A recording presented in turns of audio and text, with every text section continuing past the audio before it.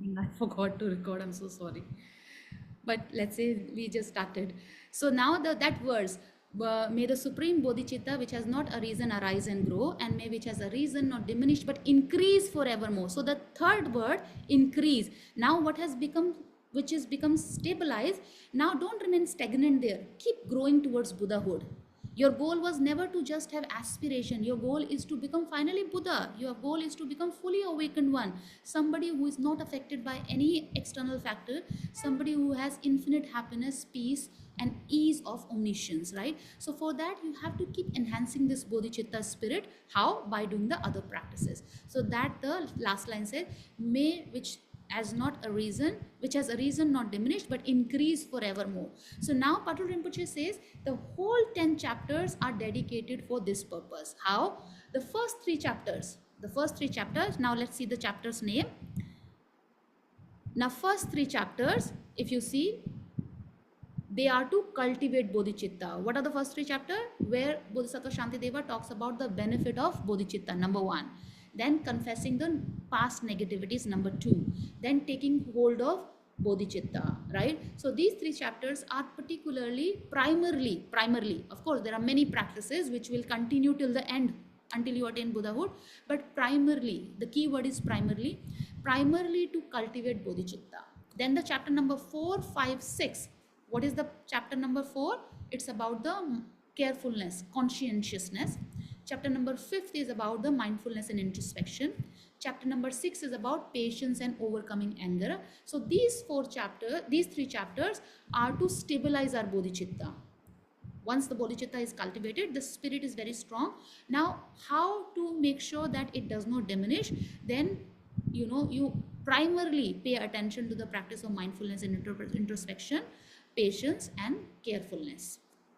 Then the next three chapters, chapter number 7, 8 and 9, which is enthusiasm, meditative concentration and wisdom of shunyata. So these three chapters are dedicated primarily, there are the practices mentioned to enhance your bodhicitta, right? So the bodhicitta which has become very stable, now how to enhance it? By the practice of wisdom, by the practice of meditative concentration, by the practice of enthusiasm. And then what is the 10th chapter? 10th chapter is about the dedication. What is that? All the practices that you have done to cultivate bodhicitta, to stabilize bodhicitta and to enhance bodhicitta, whatever merit that you have accumulated, what you do with this merit? Should you use this merit for a very mundane purpose, to have a good health or just to have a benefit of this life, a good house, a good business, or you want to use this merit for attaining full enlightenment? So for that you have to dedicate these merit for that purpose. It's like, when you get some amount, it depends on how you fix it. If you fix the amount, some holiday, then all the entire amount will be just consumed by the holiday celebration or some kind of celebration, right? But let's say if you fix that amount, you make a FD of that amount for giving some scholarship to other students, then the same amount is being used to give education to other. So amount per se does not decide. How you fix it, that decides what this amount is going to achieve, right? So likewise, whatever merit you accumulated from all the previous chapters, previous practices mentioned in the previous chapter, should they be dedicated to just attain the mundane happinesses which come go and also never satisfactory, or it should be dedicated to attain the perfect enlightenment for the benefit of all sentient beings? So that is being discussed in the chapter number 10, the dedication, the process of dedication, which is also very important. Okay, so this is how Patul Rinpoche explains the structure of the Bodhicharya avatar. So whenever you recite this verse, in other words, when you say, may the supreme bodhicitta that has not a reason arise and grow, these are you should be reminded of the practices mentioned in the first three chapters. Then may that which has a reason not diminish, again the next three chapters, 4, 5, 6. Then but increase forevermore, even more three chapters which are enthusiasm, meditation and wisdom practices should be reminded. And finally, the dedication should happen to attain full awakening for the benefit of all sentient beings. So let's recite this verse together. May the supreme bodhicitta that has not a reason arise and grow, and may that which has a reason not diminish but increase for evermore. Okay, so this is how Patrul Rinpoche explains the structure, and then His Holiness the 14th Dalai Lama appreciated his very comprehensive explanation of the structure of the Bodhicharya avatar. So then the entire text has a roadmap for somebody who wants to attain Buddhahood, stepwise. So this is very precious text. In fact, it's not one time text. It's you study this text with a teacher, and then it should be like every day when you step out, right, before you step out of your house, reading some verses, like just 10 verses from chapter number 1, then next day, other 10 verses. You will see over a time these verses make a huge difference, because now that you have studied, especially now chapter number 6, patience, if you read 7 verses and go out, this will influence your words.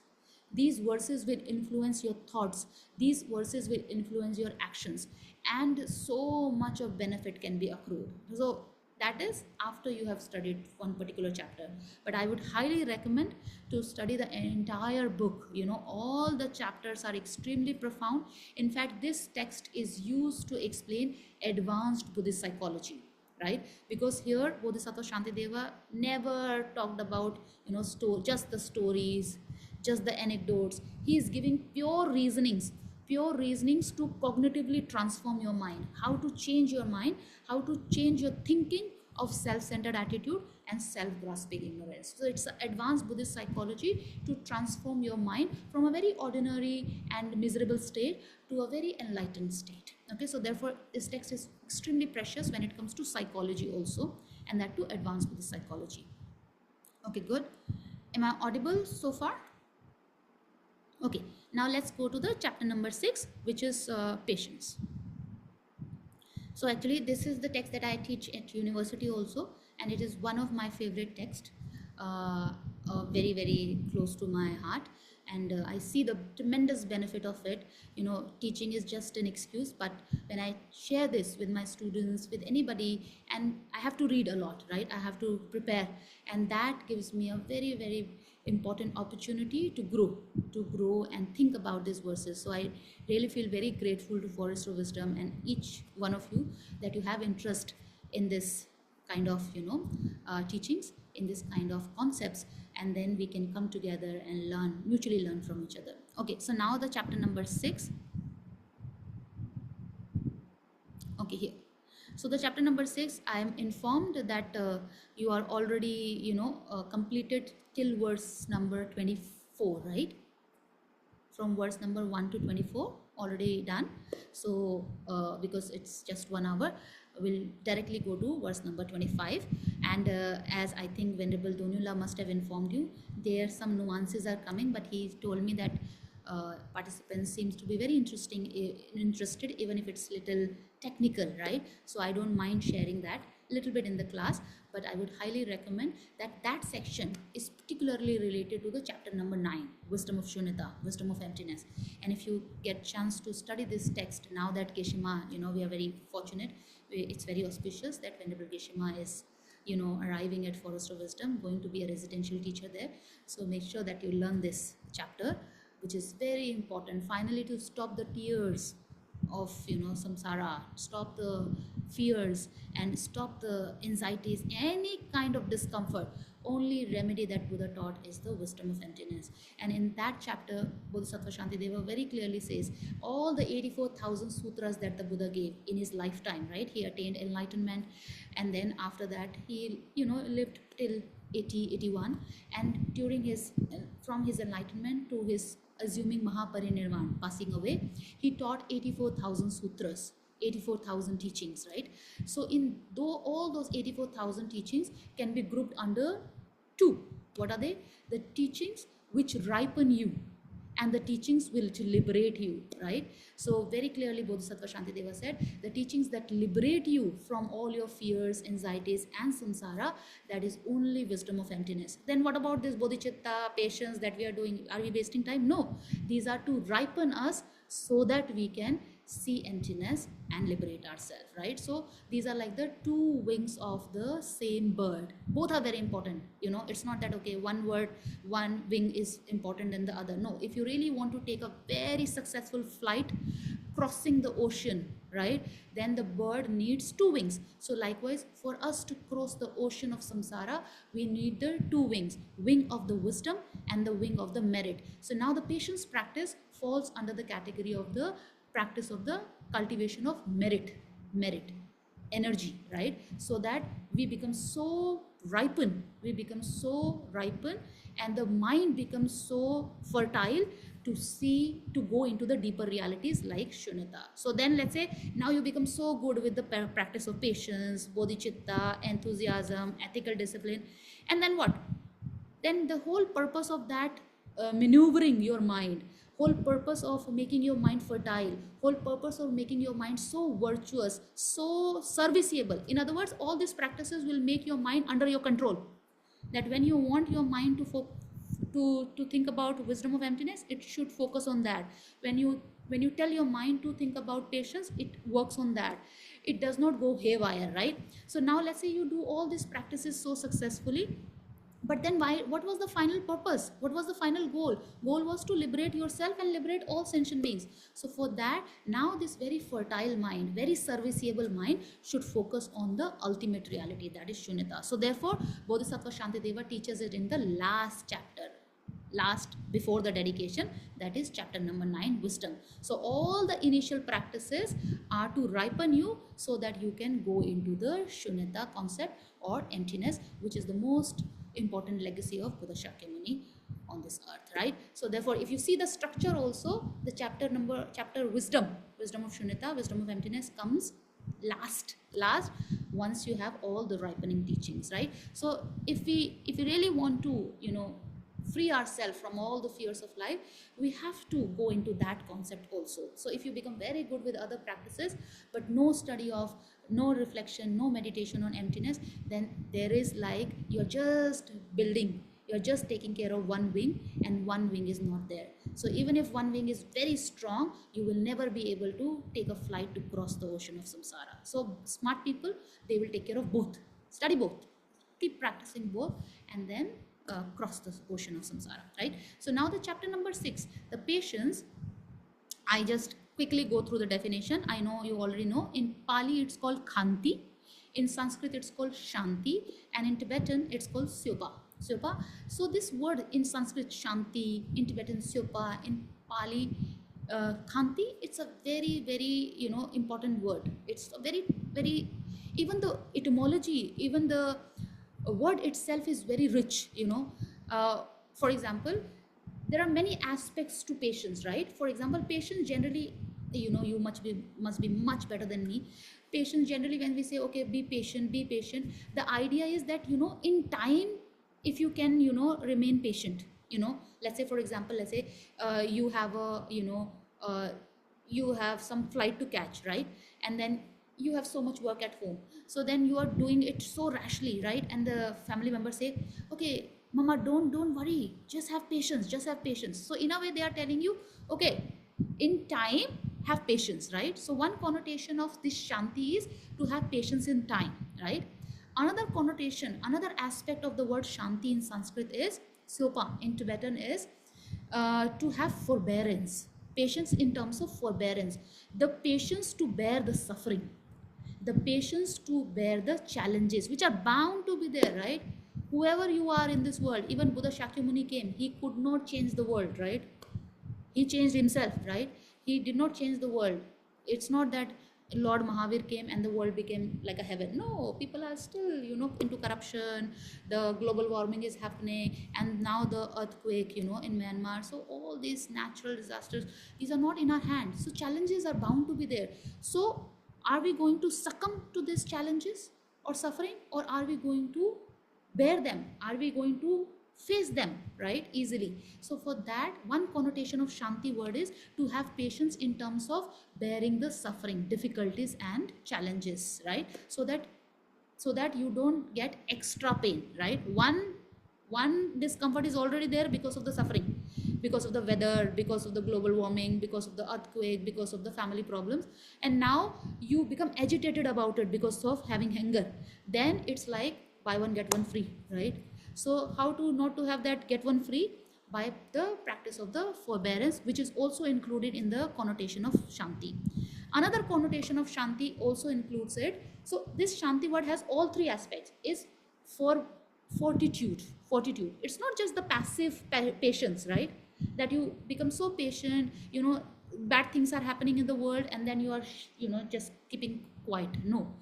The the courage, the courage to stand for the truth, the courage to stand for the right thing, the courage to stand for the good things, that is also part of the Shanti word, right? So in other words, this Shanti word, we translate it as patience, but it has the element of forbearance, fortitude, patience, all three in that word. Clear? Okay. Now the definition, right? So how the, and now what is the opposite of patience? So to cultivate patience, we have to so it's very simple, right?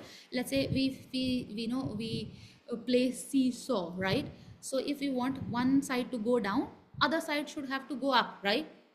So it's not that both sides can go up.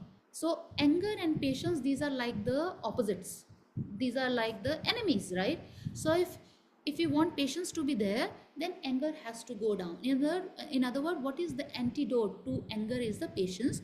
So if you really want to cultivate patience, there is no other way by then to undermine our anger. So what is this anger? It becomes very important to know this anger very well. So how anger is defined is, it's a mental factor, it's a mental state.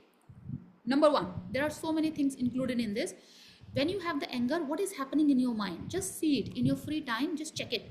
You know what happens when you become angry towards anybody, be it your family member, be it your neighbor, be it boss at the workplace, or be it sometime your friends, right? So what happens? Your mind at that moment exaggerates just focuses on the negative quality of the person. It focuses on the negative quality. It's not seeing all the quality. Everybody has positive, negative. How many of you agree with me? Everybody should have positive side and should have negative side also, right? But when the anger comes, what happens is, it just focuses on the negative sides. So let's say if there are 10 negative and 10 positive, only listing the negative side in the mind, right? And then starts to exaggerate them. If the person is 10% negative, 10% nasty, your mind says, this person is 100% nasty. No, he or she can never change, right? Never change, meaning no hope, right? So your mind starts to, so anger has all these elements. Number one, it focuses on the negative thing and exaggerates them. So what happens when you exaggerate just the negative side and not see the positive side? It's a very natural reaction of our mind. What happens? The mind is pushed away by that object, pushed away by that person, right? So this is the experience of anger. What happened? The mental state which exaggerates the negative quality of a person or an object and pushes the mind away from it. So how do you know that it is pushing the mind away? When the person is in front of you, you don't even want to look at the person, right? You feel uncomfortable to look at your boss, you feel uncomfortable to look at your neighbor who you just had fight with, right? So this is a clear indication that anger is not embracing like attachment, it's like pushing away. So your mind can have three movements. Just see, this is very important psychology. The mind that we have with respect to any object can have only three types of movement. Either it can go close to the object, it can go away from the object, or it can remain neutral. How many of you agree with me? These are the only three movements, right? Your mind, when you see something, be it a person or be it an object, and then if you really want to feel this psychology, what you do, bring somebody who you are angry with for now, right? So these things will help you, right?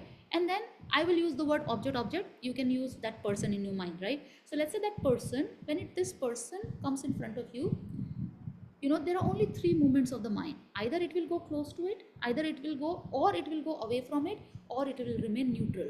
So why these three movements, and on what it depends? It depends on if the mind likes, if the feeling is pleasant. When you see something, a person, and pleasant feeling come to you, then your mind will go close, right?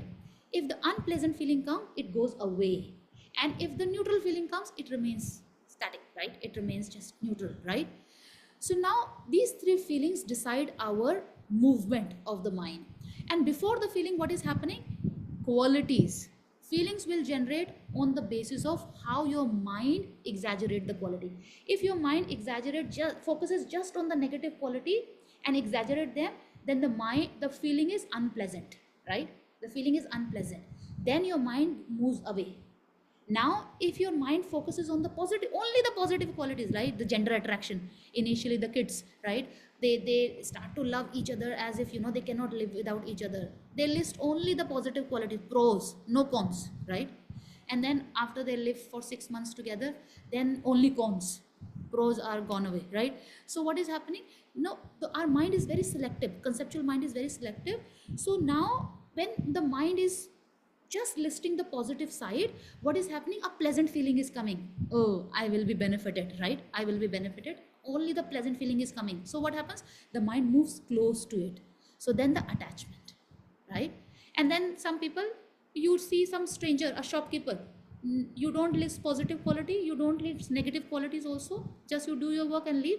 So then the mind is not exaggerating positive and negative, just remains neutral. So that is a neutral reaction to it, right? So these are the only three reactions of a mind, right? So now depending on what you exaggerate, if you exaggerate negative, it translates into anger. If you exaggerate good qualities, positive quality, then it translates into attachment. And if you do not exaggerate any, but you don't see the ultimate reality of the object, what happens? No attachment, anger, but the ignorance persists. Although there is no pull and push, but the ignorance continues to see the person as objectively real, right? So these are the three kinds of movement of the mind, and all three kinds of movements are under the influence of the either negative emotions or ignorance, right? So this is how in samsara we are in the constant pull and push, and therefore we feel tired. When it's gonna end, right? When it's gonna end. So now the smart people, knowing this psychology, they will see that, okay, is there a way out where I don't exaggerate the negative quality, don't also not exaggerate the positive quality, and also even if I don't exaggerate the two, my neutral mind does not remain under the influence of the ignorance. How to do that? So then the entire bodhicharya avatar becomes very important, and very important thing is to see the emptiness of that person. Then when you see the emptiness of that person, involuntary pull stops, involuntary push stops, and in the neutral state also ignorance stops. So then it's becoming freed from all three kinds of involuntary movement which are not in your control. Because something not in your control, you feel tired, right? You feel tired. If somebody grabs at your collar and takes you to the office every day, right? So you feel very tired because you don't want to go, but you have to be dragged, right? So this is how these negative emotions like anger, attachment, ignorance, three emotions, and all other negative emotions fall under these three family. They drag us in this samsara, and therefore we feel tired in this samsara, right? So that is the samsaric existence. Okay, now having said that, we'll now focus on just the anger. So now what is anger? It is defined as very, very systematically a mental state that exaggerates the negative quality of the object and moves the mind away from that object, and it can lead to harming others. The more the aversion increases, the more the push increases, then you can end up harming other. First starts with the verbal, saying abusive words. Then if you don't have a control over that also, you do not regulate that, then even people go to the extent of physical fight. All the road rage starts from a verbal, right? And verbal starts from the mental reaction where the anger has already arisen. Okay, so this is how the anger makes us harm other in long run. Okay, and then I'll just show you the source also. Why I'm sharing this? Because now that your journey has already started into the paradigm of Buddhist psychology, Buddhist philosophy, it will be good to know many texts that you can study in future with the good teachers.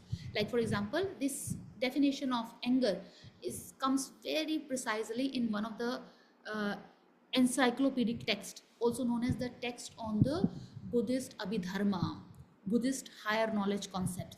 Yes, the text is Abhidharmasamuccaya by Asanga. So again, he was a 4th century AD Nalanda master. So in this text, he defines anger like this. In Sanskrit, the anger is called pratigga. Pratigga. How it is defined? It is said it is the hostile attitude towards a sentient being, a suffering, and a cause of suffering. Again, this is a very comprehensive way of understanding anger. In Sanskrit, it said pratigga katam Satveshu dukhe dukh sthaniyeshu cha dharmeshu vaghatah. So what is saying there? If you see, this is very beautiful how, these Nalanda masters, exceptionally, brilliant psychologists, how they put things very comprehensively and very deep. So what is being said? Anger is nothing but a hostile attitude, an attitude of hostility, attitude of aversion towards three things. What are they? Towards a sentient being, a person, towards a suffering, a challenge, a difficulty, or towards the cause of suffering. So if you really see, when do you become angry? These are the three cases. When we become angry, most of the time it is the person, right? We never become angry towards a stone. Let's say, you are walking and the stone comes to you, comes in way of you, and then you fall. But then, then you feel very sad that why were you not careful, but you don't become angry towards the stone. So we become angry towards the animate object, sentient beings, right? Number one. Number two, we become angry towards the suffering, right? So let's say when there is a scorching heat and then you have to be in that heat, then you feel very, very irritated, very, very agitated, right? So that is also a form of anger. Anger does not mean when you shout. That is a very extreme form of anger. Even a mild aversion, mild irritation falls under the category of pratigya, anger, right? So Sanskrit word pratigya includes all various shades of anger, right? And the third is towards the cause of suffering, something which causes you suffering, right? For example, be a person, or be, anything, which creates suffering in you, business problems, then people creating and plotting against you, and then the law of a country. So anything which creates suffering in you, that you also become angry towards, right? So these are the cases where we become angry. So this very, again, comprehensive way of thinking, that in which cases I become angry. So once you know this, then you have to work on them. If you can work on all three of them, then you can be freed of your anger. Okay. Now, having said that, so what we learned is the anger, to undermine the anger, we have to practice patience, right? And then why, if you, now that Patul Rinpoche's explanation I gave, anger chapter is chapter number 6. It falls under the category of the practices to stabilize bodhicitta, to stabilize the other cherishing minds, to stabilize the other, the mind which takes care of other. Why so? Again, very important psychology. Because what is bodhicitta? Bodhicitta is saying, I will become fully awakened one. I will become so perfect that I can liberate all of you, right? So your mind is embracing all. But what happens with the anger? In anger, you push others away, right? So these are like the two opposite forces. Bodhicitta is going closer to sentient beings, and anger is going away from sentient beings. So more the anger you have, your bodhicitta diminishes. So therefore, Bodhisattva Shantideva taught the practice of patience to stabilize your bodhicitta. So if you really want to make your other cherishing attitude very stable, not diminish, you have to work on your patience. You have to increase patience. Because let's say you practice, generosity, you benefit others, and then next moment you become angry, right? This happens, right? That you really, and then, repercussions are there, right? I've seen people, they have done everything for the person, but then one moment of anger nullifies everything, right? Nullifies everything, your reputation. You have done everything for the company, for your organization, and then one day you become angry at your boss, right? Because you find it very unfair, or something was something that day, the weather was not good, or you had fever, and they don't know the background, and you become easily irritated, and you shout, and then person just simply forgets what you did for the organization. Next time, if somebody asked that, okay, who do you recommend for promotion, person does not recommend you, although you have done all the effort. So therefore, Buddha very clearly mentioned in many sutras that one moment of anger is good enough to nullify the virtues that we accumulated in the past. So we should be very careful that, because to do good things, it takes a lot of energy. It's not easy, right, to do good things. And then not being careful and just giving into anger easily, it can simply nullify all the efforts we did in the past. So therefore, anger is very vicious. It destroys your present for sure. Because how many of you agree with me? When you are angry, although it comes in the facade of that it's protecting you, right? then people will not take advantage of you. But actually just see, just take a moment, don't just react, right? Don't just react. Out of, let's say, 10 minutes, you, if let's say you are going to become angry for 50 seconds, right? So at least 2 seconds you give for the practice.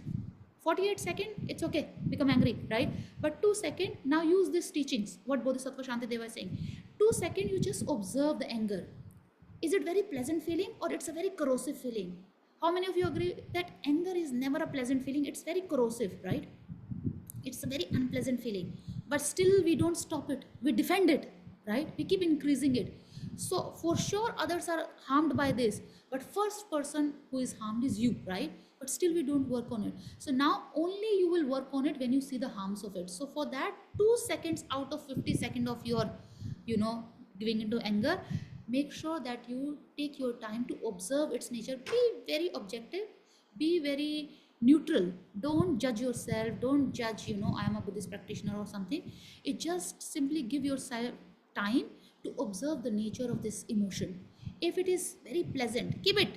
If it is unpleasant, why should you keep something unpleasant to you, right?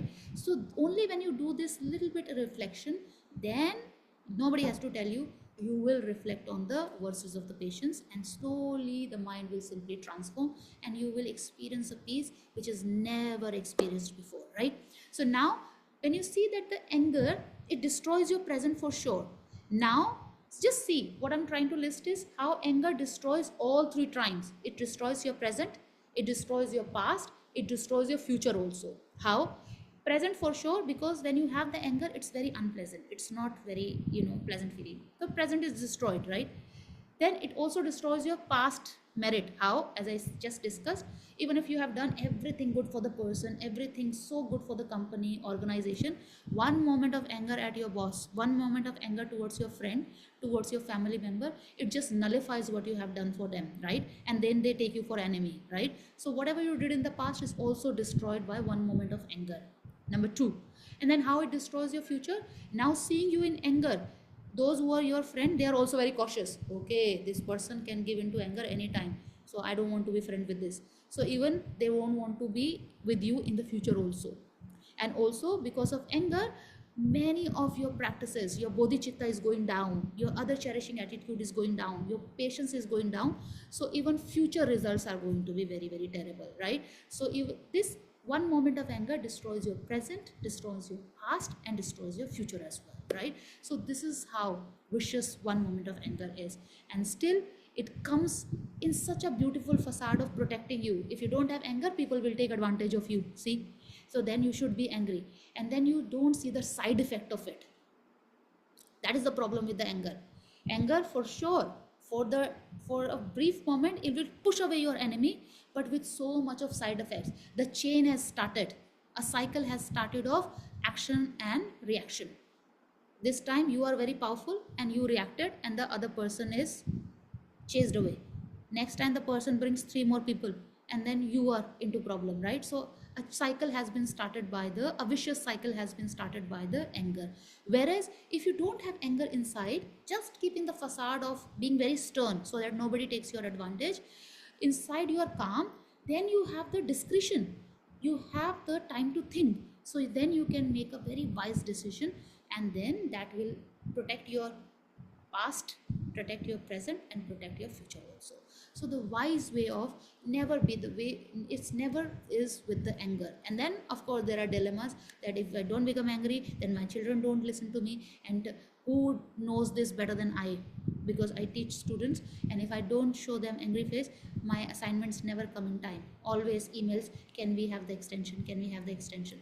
So as a teacher you have, so there is 2 things. One is the facade of anger, one is inside being angry. Inside anger, no need, it's nobody seeing that, right? So why should you suffer inside? Keep inside very peaceful, patience, bodhicitta, compassion, right? Wisdom.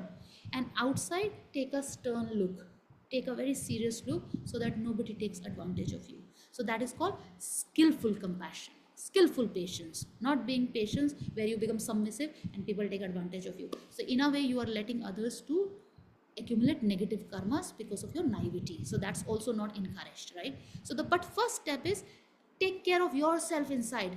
inside nobody can see. Even if you have to show anger, show it just on the face which people can see. Nobody can see what is happening inside your mind. So why should you make your heart suffer? Why should you make your blood suffer? The pressure shoots up, right? So why should you make these things suffer which nobody can see? If you really want to stop others taking advantage of you, just keep it on the face, like a mother does, right? A mother, small children, they always not listening to the mother, never waking up, right? So mother has to take a look of the anger, but inside she is not angry towards the child, she is not hating the child. Inside a lot of compassion, that if I don't show this anger, he or she will never become good in life, right? So this is the possibility. This we don't think. We think that outside anger means inside should be anger. That's not. So Buddha said this is not required.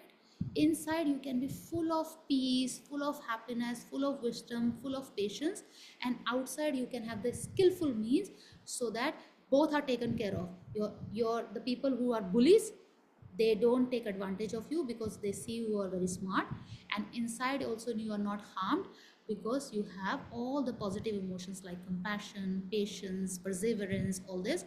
So it's like no side effect. With anger, for the brief moment, enemies will go away with lot of side effects, but with this kind of training, no side effect at all, and you are also taken care of, and people are also not accumulating negative karma. So this will take time, but we have to start somewhere. Okay, we have to gain conviction that anger is not required, and even if anger is required on the face, no need of anger inside. Nobody sees that.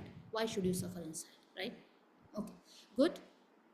So now, so this patience, did the two teacher discuss these three kinds of patience? If you can let me know, then I can avoid. If not, then it's a very beautiful presentation. Yes. Anybody? No, Okay. no, it was not discussed. Okay, then I'll quickly share it. In fact, the whole chapter number 6, can be again grouped into three categories, where, of course, first section is harms of anger, right? That words number 1 to 7. Then after that, the verses can be grouped under three major sections, where the Bodhisattva Shantideva teaches the three kinds of patience. Three kinds of patience meaning the verses, the reasons to cultivate three kinds of patience. Let me repeat it. Reasons, logical reasons to cultivate three kinds of patience. Don't cultivate patience because you are studying Buddhist philosophy, so you should be nice, you should be patient. No. Logically, if you gain conviction, then the patience that comes to you, it's very stable. So therefore, three kinds of patience, and it's not Bodhisattva Shantideva. It comes from Samdhi Nirmochana Sutra. In Samdhi Nirmochana Sutra, in many Mahayana Sutra, in other sutras, Buddha taught different forms of patience. So the one very comprehensive division of patience is three kinds of patience. If you see, these are known as patience to bear suffering, number 1. Patience in not paying heed to the perpetrator, and number 3, patience to bear the profundity of the meaning of the dharma. Let me say that in Sanskrit also.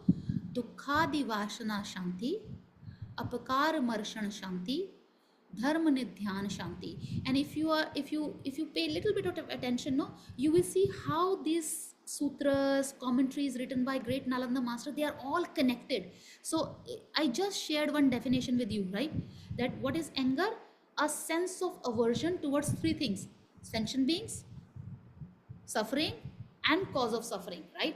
So now these three kinds of patience are actually to take care of these three. These three kinds of patience is to take care of these three. Patience to bear suffering is to take care of the becoming angry towards the suffering, number 1. Then second one, patience in not paying heed to the perpetrator, somebody who creates harm on you, how not to become angry towards them inside. Outside you can have a facade, but inside, how not to have anger when somebody is bullying you, somebody is harming you, somebody is taking advantage of you. Inside, how not to have anger. So that is sentient being, right? Becoming angry towards a sentient being. And then third one, patience to bear the profundity of the dharma, right? So when you practice dharma, it's not easy. It's not easy. It's a lot of challenges. A lot of energy is required because we have never done it before. We have always given into anger so easily. To practice patience for the first time, 3 kinds of patience, meaning of the patience, then you have to read also. It's not coming naturally. So it's not easy. And likewise, wisdom of emptiness, with bodhicitta, these practices will take time. So to have the patience while you are creating the causes of the happiness, while you are creating the causes of happiness, you are undermining the causes of suffering. So how to create patience towards these practices, that when these practices take time, you don't lose hope, you don't just give up, but continue to have patience and continue to grow. So these are the 3 very comprehensive form of patience. Number 1 is patience to bear suffering, meaning suffering and challenges are bound to be there, right? Nobody is freed of them, right? The world is full of challenges, and even if you have a very nice time right now, you don't know, forget about next year, even tomorrow nobody can guarantee that you will not have headache, right? How many of you us can guarantee that tomorrow you will not have headache? It's not, it's not in our hand, right? This body is so weak, so vulnerable, that any time you just go for some simple annual checkup, and then you realize that there is a tumor growing on, right?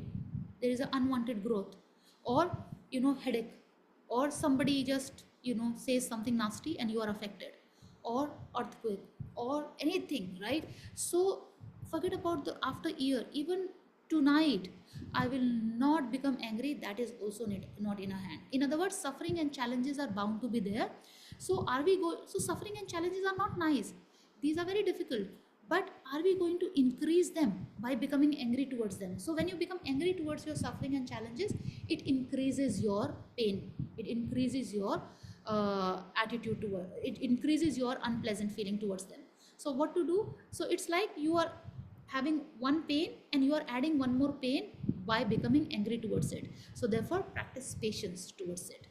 So therefore many reasons are given by Bodhisattva Shantideva to take care of it. Now that which you must have learned from verse number 1 to 24. Then patience is not paying heed to perpetrators. So this is very precious. In fact, most of the verses that now they are there, chapter number 6 from verse number 25 onwards, these are to cultivate this patience, because this is the most difficult one, right? Okay, fine, suffering I'll create patience, weather also I'll create patience, but how can I create patience towards somebody who is harming me, right? So that is the most difficult one, and if you can overcome this, hardly you will have anger. You will be very free, you will feel a different kind of liberation if you can overcome anger towards a perpetrator, towards somebody who creates harm on you. So many of the verses are taught for that purpose. And then finally, as I said, when you practice dharma like patience, wisdom of emptiness, bodhicitta, these things will take time, study, reflection, meditation. So then, not to give up easily, but keep continuing your practice of the patience. So that is known as practice of the patience towards bearing the profundity of the meaning of the dharma, which will take time to assimilate in you. Okay, so these are the 3 types of patience. And now I think the time is over, but let me just quickly read some of the verses to you. So now verse number 25, it says, so this one, if you see from verse number 25 to 25 to 34, take note of these things, in future we can study them. From verse number 25 to 34, this is talking about the emptiness of the perpetrator. One way of undermining your anger towards perpetrator is to see the reality of the perpetrator, is to see the reality of your enemy, is to see the ultimate truth of the person who harms you. This is the ultimate antidote. If you can cultivate this antidote, nothing else can affect you, right? So this is being discussed from verse number 25 to verse number 34. Okay, so what is such, I'll just from there I would like to read one verse to you. It says, okay, here verse number 31. So this is very important, and I am again and again reiterating, if you get the chance to study chapter number 9, wisdom of emptiness, with any good teacher of emptiness, it's highly recommended. Not for any other reason, to stop the pains, anxieties, stress of yourself and also journey. Okay, so 31, let's read it together. It says, hence everything is governed by other factors which in turn are governed by others. And in this way, nothing governs itself. Having understood this, I should not become angry with phenomena that are like apparitions. 32. If everything is unreal like an apparition, then who is there to restrain what anger? Surely in that case, restraint would be inappropriate. It would not be inappropriate because conventionally I must maintain that in dependence upon restraining anger, the stream of suffering is severed. 33. So when seeing an enemy or even a friend committing an improper action, by thinking that such thing arise from condition, I shall remain in a happy frame of mind. 34. If things were brought into being by choice, then since no one wishes to suffer, suffering would not occur to any embodied creature. And this we should take away today. This will tell us, so I'll combine, I'm reading them and then I'll explain them as a summary. So this should be the takeaway from this class. This verse is very precious. It says 41. It gives a very important reasoning of cultivating the patience to not to become angry towards even perpetrators. Perpetrator meaning somebody who harms you, bullies you. What is being said? If I become angry with the yielder, although I am actually harmed by his stick, then since he too is secondary, being in turn incited by hatred, I should really be angry with his hatred. Okay, in Sanskrit it's very beautiful. It says Mukhyam danda adikam hitva prerake yadi kupyate deveshen prerita sa api deveshe devesha astu mevaram. So what is being said here? It's a beautiful example given. Let's say somebody hits you by a stick, right? A yielder who holds a stick hits you by a stick.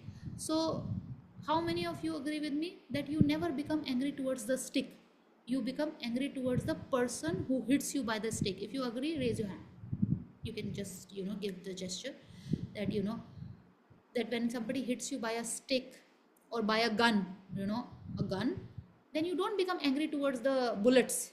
Nobody becomes angry towards the bullet. Oh, this bullet hit me. This bullet has burst my capillaries, blood capillaries, right? You never become angry towards the bullet, towards the stick. What in turn you become angry towards the person. And then when the question is asked, Bodhisattva Shantideva is asking you that why do you become angry towards the person? It's actually the bullet which has hit you. It's actually the stick which has created pain. So what is your answer? No, this bullet, this stick cannot do anything on its own, right? It's only when the person uses it, then this bullet has created pain on me. So in a way, you are very smart. You are saying that I will become angry towards the main cause. The main cause for my pain is not the bullet, not the stick. It's the person who uses the bullet. So then Bodhisattva Shantideva is saying in this example, hold on, think even deeper. If you are so wise to think deeper, think even deeper. Even this person cannot use bullet against you or cannot hit you by a stick if the anger inside the person is not there. If so happens that you can remove the anger from the person will never hit you by the stick, will never use a bullet, right? Will never use a gun. So what is, if you go deeper, even the person is not the real cause. The anger of the person is real cause. So if you really want to become angry towards somebody, you should become angry towards the anger of the person and not towards the person himself. Why? By the same logic as you said, I never become angry towards the stick because stick cannot do anything to me if the person does not use it. So likewise, person cannot do anything to you if the anger of the person is not there, right? So the real problem is not the beings out there, it's the anger of the being, afflictions of the being. So just as we are suffering because of our afflictions, they are also suffering because of their anger. And therefore, if you cannot become compassionate, instead later verses Bodhisattva Shantideva says, seeing this, that they are under the control of their own afflictions, they are under the control of their anger, they are not free of the anger, they are under actually control of something, they are not free. You should have compassion for them. And if you cannot cultivate compassion for them, at least don't become angry towards them, because this is not creating any benefit to you and the other person. So this is a very important, very, very valid reason that the Bodhisattva Shantideva gives to have patience towards even the enemies. Because if you can cultivate patience towards the difficult people by keeping the skillful means intact, then many of your problems will be easily solved. Okay, so this is being said here. So let's read it once again. It says, if I become angry with the yielder, although I am actually harmed by a stick, then since he too, he meaning perpetrator, too is secondary, being in turn incited by the hatred or anger, I should really be angry with his hatred and not the person, him or herself, right? So that is being said. And here it's very important psychology. Another thing is, if you see the dogs, if you hit a dog by a stick, and then the dog starts running after you, right? It chases you, and then you throw the stick away. The dog does not come to you, it goes and bites the stick, right? Why? Because dog does not has this discretion that okay, it's actually not the stick, person is the problem, right? Whereas human beings, they are very smart, right, to dig deeper, and then they can see it's not the stick, actually the person, so they harm the person. Now Bodhisattva Shantideva is saying, if you are really smart, dig even deeper, even go to the deeper cause, that the person is not the real problem, the anger of the person is the problem. So when you are angry, you also do many nasty things. So how can you expect others to do good things to you when they are under the control of the anger? So now, seeing more so the reason that you will become like them when you give into anger, we should take care of our anger at this stage. Okay, so with this I think we stop. I think, Shumul, do you have any idea that this is the time to stop?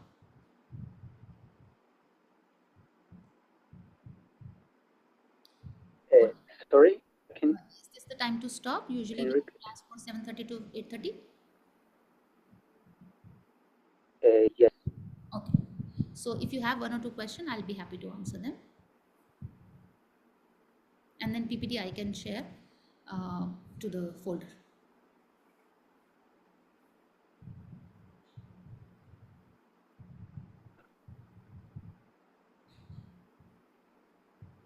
Okay.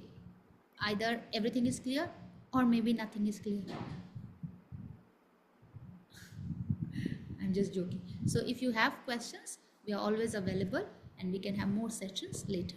Okay. So if no more question, then let's do the dedication. Let's dedicate the merits and then we'll stop here for today. So let's say the words together now. May the Supreme Bodhicitta that has not arisen arise and grow, and may that which has arisen not diminish but increase forevermore. Chanchu Simcho Rinpoche, Ma ke panam ke kuche, kewa nyampa me payang, kong ne kong du pelvarsho. Then we will also say, may the supreme wisdom of emptiness that has not arisen arise and grow, and may that which has arisen not diminish but increase forevermore. Tongni tawa rinpoche, ma ke panam ke guche, kewa nyampa me payang, gongne gongdu pelvarsho. Okay, thank you everybody. Thank you so much for joining and hope to see you again soon. Thank you.